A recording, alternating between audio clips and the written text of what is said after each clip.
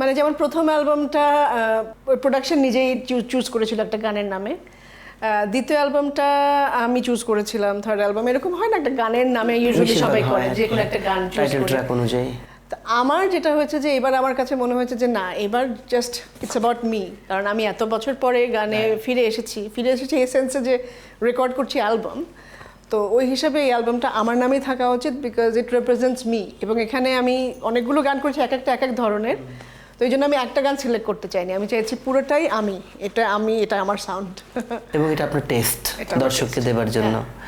আসলেই খুবই ভালো, এবং গানগুলো তো শুনে ফেললাম, জাস্ট 2 দিন হলো রিলিজ হয়েছে, এবং এক একটা গান সত্যি এক এক রকম। এবং আপনি আপনার মা কিংবদন্তি শিল্পী আমাদের সালমা আলীর গান করেছেন, আপনি আপনার নিজের লেখা সুর করা গান করেছেন, এবং সবগুলো গান আপনার জীবনসঙ্গী উনি করেছেন। তো একটি এই অ্যালবামের পেছনের গানগুলো তৈরি হবার নানা স্মৃতি, নানা চড়াই উতরাই সংগ্রাম থাকে, একটু শুনতে চাই। অ্যালবামে টোটাল 6টা গান আছে। তো আপনি যেটা বললেন যে 2টো গান তো রিমেক করেছি, দুটোই আমার মার গাওয়া গান।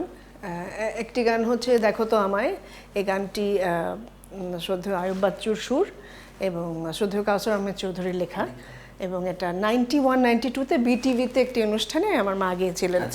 ওখানে আয়ুব বাচ্চু, ওনাকে মামা বলি আমি, আয়ুব বাচ্চু মামা, উনি ছিলেন, পুরো প্রোগ্রামটা উনি কোঅর্ডিনেট করেছিলেন, ওনার অনেকগুলো গান মিলে একটা অনুষ্ঠান হয়েছিল। তো সেখানে এই গানটা অসম্ভব জনপ্রিয়তা পায়, তো মাথায় সবসময় ছিল এই গানটা আমি কোনো দিন করবো, তো ফাইনালি আমি করতে পেরেছি এবার। আরেকটি গান আমার মার অসম্ভব জনপ্রিয় ছিল, সেটা হচ্ছে কাগজ আছে কলম আছে, অনেক জনপ্রিয় একটা গান ছিল, যেটা আমার বাবার সুর করা, এবং লেখা হচ্ছে মনিরুজ্জামান মনির চাচার লেখা।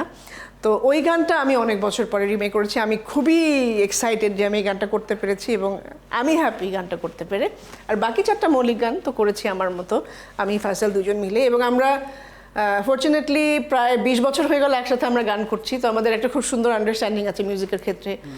হয় ও গান লিখছে, ও সুর করছে, মাঝে মাঝে আমি লিখছি, ও সুর করছে। এই ফার্স্ট টাইম আমি নিজেও সুর করেছি, আগেও করেছি টুকটাক, কিন্তু পুরো গান সুর এরকম করে হয়তো ওভাবে করা হয়নি।